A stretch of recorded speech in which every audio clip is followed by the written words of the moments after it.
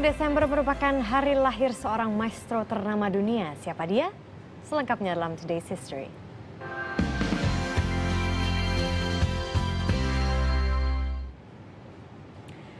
Desember 1999, Antonio Blanco, seorang pelukis berdarah Spanyol, wafat. Sejak 1952 hingga akhir hayatnya, Blanco hampir tidak pernah meninggalkan rumah indahnya di daerah perbukitan di Ubud, Bali. Ia dan Ubud seperti tidak bisa terpisahkan. Blanco selalu menghabiskan waktunya dengan berkarya. Sebagian besar karyanya terinspirasi figur wanita-wanita di sekelilingnya. Beberapa waktu sebelum akhir hidupnya, Blanco mendirikan museum di studionya di Campuan. Sayangnya, ia meninggal dunia sebelum pembukaan museum ini. Jenazah Blanco kemudian dikremasi di Ubud. Hingga kini, Museum Blanco menjadi salah satu tujuan wisata seni tersohor di dunia.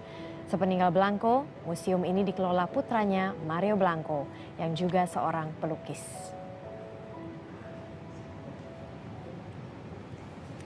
Dan hari ini 10 Desember adalah tepat meninggalnya maestro berdarah Spanyol Don Antonio Blanco. Maestro seni asal Spanyol ini mendarat di Bali pada 1952. Karya-karyanya abadi di Museum Blanco di Desa Campuhan, Kecamatan Ubud, Gianyar, Bali. Di Don Antonio Blanco, Pulau Dewata Bali memiliki arti tersendiri. Di Desa Campuhan Ubud, Blanco menghabiskan masa hidupnya bersama istri dan keempat anaknya. Rumah tinggalnya kini beralih fungsi menjadi museum. Renaissance Don Antonio Blanco. Sekitar 300 hasil karyanya tersimpan di sini. Karya sang maestro didominasi lukisan yang menyuguhkan keindahan fisik kaum perempuan. Seperti lukisan beraliran ekspresionis romantik ini.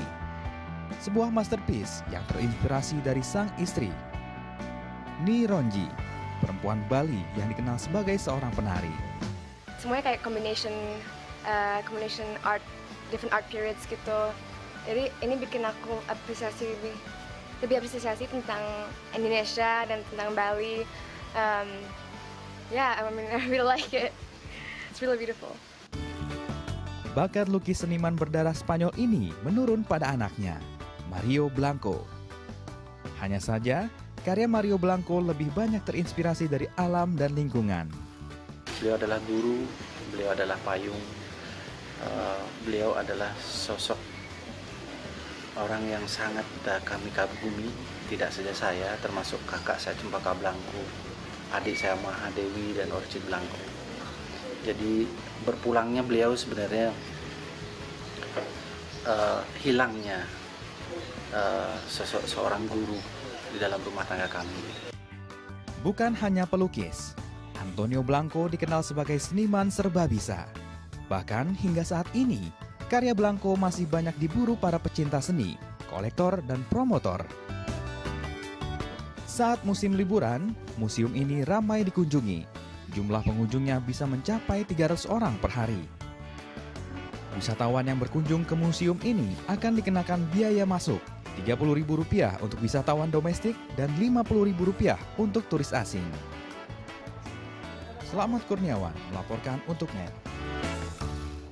Dan beberapa tahun lalu saya juga pernah mengunjungi Museum Blanco ini. Saya belum pernah. Iya, Seperti betul. apa sih dalamnya tuh? Iya. Jadi dalamnya itu banyak sekali tentunya lukisan. Lukisannya itu biasanya memang terinspirasi dari wanita, salah satunya adalah istrinya. Tapi yang membuat Antonio Blanco ini begitu berkesan adalah lukisan ini selalu sensual. Menunjukkan gambar-gambar atau lukisan keindahan tubuh wanita-wanita Bali yang tidak berpakaian. Dan juga Salvador, maksud saya Antonio Blanco ini selalu mengingatkan saya pada Salvador Dali. Jadi dua pelukis ini sama-sama dari Spanyol dan wajahnya juga mirip sekali kalau misalnya kita lihat. Iya. Sebentar saya akan berikan gambarnya. Anda lihat itu Salvador Dali ya. Betul sekali, mirip sekali dengan Antonio Blanco. Dan kalau berbicara tadi lukisan yang tanpa busana ya, menunjukkan lekuk-lekuknya itu, ada satu maestro karya Antonio Blanco yang terjual di lelang, itu harganya hampir mencapai 5 miliar rupiah. Wow, itu gambar apa? Waktu itu apa Itu objek gambar lukisannya? objeknya perempuan, gadis muda, cuma senyum manis biasa aja, tapi ya gitu, it's a nude. Lukisan yang nude memang judulnya, dan itu terjual hampir 5 miliar rupiah. Iya, tapi itu seni ya, maksudnya Itu seni. meskipun tidak berpakaian, tapi gambarnya menurut saya pribadi yang juga menikmati karya seni begitu, itu merupakan seni meskipun pose dan juga kondisi tubuhnya begitu sensual. Betul. Dan ternyata orang Indonesia juga banyak yang dilukis oleh Antonio Blanco ini. Salah satunya adalah Presiden kita Soekarno. Oh ya. Presiden kita juga Soeharto. Terus wakil presiden kita dulu ada Malik, lalu ada juga Michael Jackson, pernah tadi ada juga tayangannya, fotonya pernah dilukis Antonio Blanco, dan juga ada ini Ratu Telenovela Thalia, ada yang tahu? Waktu tahun 95 ke sini. Betul, itu dilukis juga sama Antonio Blanco. Jadi sedikit menambahkan mengenai Antonio Blanco yang senang melukis pose wanita-wanita mungkin tanpa busana, karena waktu itu istrinya, Nironji ya, kalau tidak salah ya, itu memang adalah seorang model dan juga seorang penari di masanya yang akhirnya kemudian dinikahi, gitu. Itu menurut ceritanya tuh seperti itu. Tapi kalau bicara mengenai Ubud, jangan kan Antonio Blanco, saya pun itu begitu mencintai nama daerahnya Ubud. Kan dikatakan tadi kalau dia tuh sepanjang hidupnya tinggal daerah Ubud. Dengan Ubud. Betul. Ya? Saya kalau setiap ke Bali, saya selalu berusaha untuk meluangkan waktu tetap mampir ke Ubud. Kenapa ya? Kalau menurut saya di Ubud itu ada sensasi yang berbeda.